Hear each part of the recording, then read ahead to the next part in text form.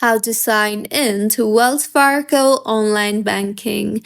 Hello everyone, I am Bishaka and welcome to our channel. Now let's get right into the tutorial. Firstly, go ahead and open Wells Fargo application or Wells Fargo website. Now once you have opened Wells Fargo, you will be led to the login portal. So in order to log yourself in, firstly go ahead and enter your username related with Wells Fargo and then go ahead and enter your password.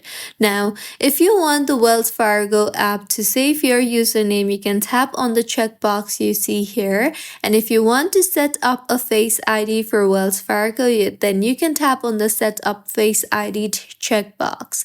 Now, once you have entered your login credentials, tap on the Sign On option you see there. And with this, if the login details that you entered is correct, then you will be signed in to Wells Fargo successfully. Just in case, if you don't already have a Wells Fargo account, then you can tap on the Enroll option you see here and then go ahead and follow the on-screen instructions in order to complete your signing in process for Wells Fargo.